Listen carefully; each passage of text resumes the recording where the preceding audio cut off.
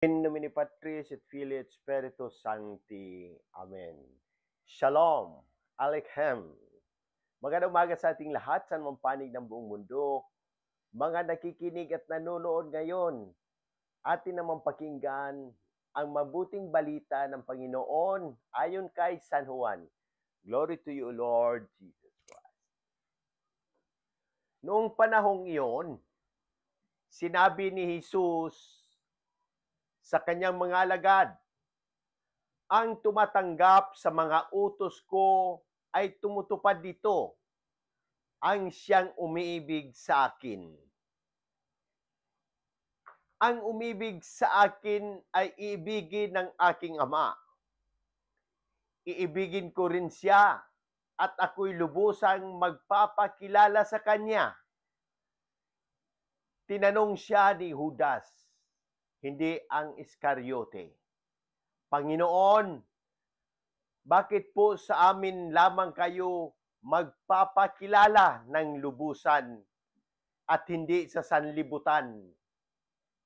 Sumagot si Jesus, ang umiibig sa akin ay tutupad ng aking salita. Iibigin siya ng aking Ama at kami sa kanya at mananahan sa kanya. Ang hindi umiibig sa akin ay hindi tumutupad sa aking mga salita. Hindi akin ang salitang naririnig ninyo, kundi sa Amang nagsugo sa akin. Sinabi ko sa inyo ang mga bagay na ito samantalang kasama pa ninyo ako. Ngunit ang patnubay, ang Espiritu Santo na susuguin ng Ama sa pangalan ko, ang siya magtuturo sa inyo ng lahat ng bagay at magpapaalala ng lahat ng sinabi ko sa inyo. Ang mabuting balita ng Panginoon. Praise to you, Lord Jesus Christ. Pagnilaya natin bilang mga Romano Katoliko sa unang pagbasa sa mga gawa. Sa Ebanghelyo ngayon, malinaw na ipinapahayag ni Jesus ang kahalagahan ng pagmamahal sa Kanya sa pamamagitan ng pagsunod sa Kanyang mga salita. Ang tunay na nagmamahal sa Kanya ay hindi lang nagsasabi ng Panginoon, mahal kita, kundi isinasabuhay ito sa gawa. Pagsunod sa kanyang mga utos at pagtanggap sa kanyang aral. Ang tugon ni Jesus sa tanong ni Judas, hindi ang Iscariote, ay isang paanyaya sa malalim na pakikipag-ugnayan. Kami sa kanya at mananahan sa kanya. Isang napakagandang pangako ng presensya ng Diyos sa ating buhay kung tayo'y tapat sa Kanya.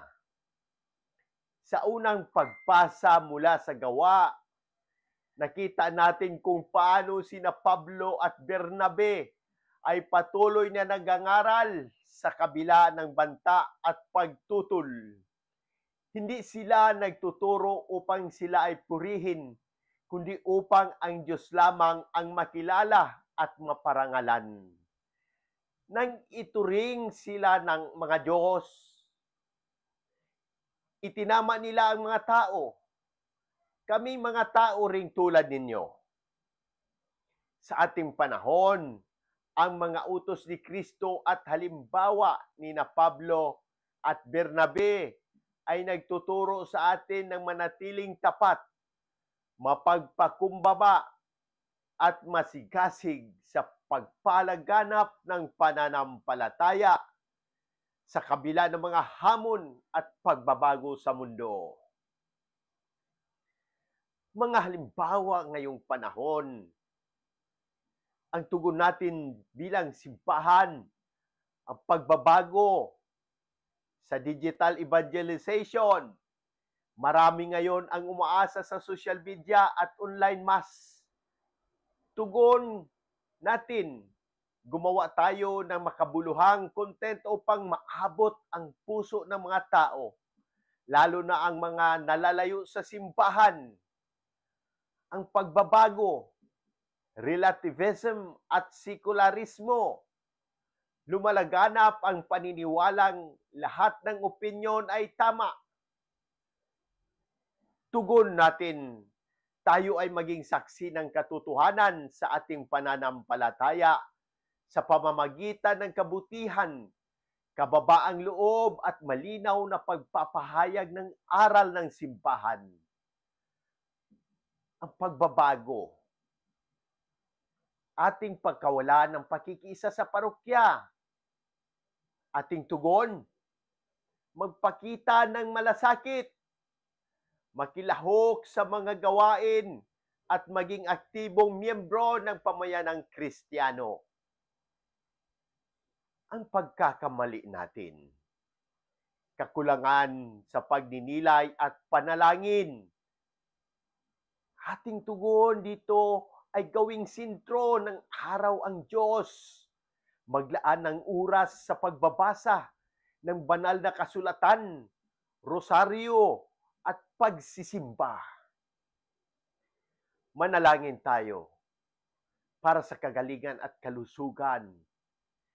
Aming Amang mapagmahal, sa ngalan ni Hesukristo at sa pamamagitan ng Espiritu Santo, idinadalangin namin ang agarang paggaling ng aming mahal na Obispo Jose Bantolo, mga kapatid naming pari, Padre Vicente Gomez, Padre Boy Bautista, Padre Cesar Laurio, at Padre Nathaniel Cañares. Pagpalain mo rin, O Diyos, ang buong sangkatauhan, lalo na ang mga nanonood at nakikinig ngayon. Naway ang iyong mapagpalang kamay ay sumaatin at sa kanilang mga karamdaman. Bigyan mo sila ng kaginhawaan at pag-asa. Amen. At para naman sa lahat ng pumanaw, inanyayahan namin ang iyong awa, O Panginoon, para sa lahat ng mga pumanaw, lalo na ang mga inaalay namin sa iyo ngayon. Si Pope Francis, sa pamamagitan panalangin at intercesyon ng mahal na Birheng Maria, naway mapatawad ang kanilang mga kasalanan at sila'y makapiling mo sa buhay ng walang hanggan. Amen. Manalangin tayo para sa ating simbahan. Espiritu Santo, gabayan mo kami sa lahat ng aming ginagawa. Ituro mo sa amin ang katotohanan. Paalahanan mo kami sa mga aral ni Jesus at palakasin mo ang aming loob upang isabuhay ang aming pananampalataya. Tulungan mo kaming magbago at tumugon ng tapat sa panawagan ng simbahan sa kabila ng mga hamon ng makabagong panahon. Amen.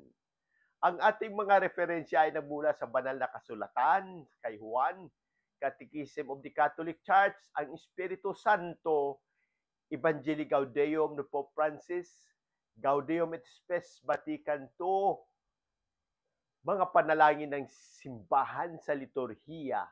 Sa muli hinikayat ko ang lahat, Katoliko man o hindi, na magtanong at pagnilayan ang mensahe ng Ebanghilyong ito. Kung may mga katanungan kayo tungkol sa pananampalataya, ang ating simbahan o anumang aspeto ng ating buhay, bukas ang aking puso na sagutin ng mga ito. Sama-sama natin pagnilayan at pahalagahan ng habag at pag-iibig ng Diyos na ipinapahayag ni Jesus sa Ebanghilyong ito.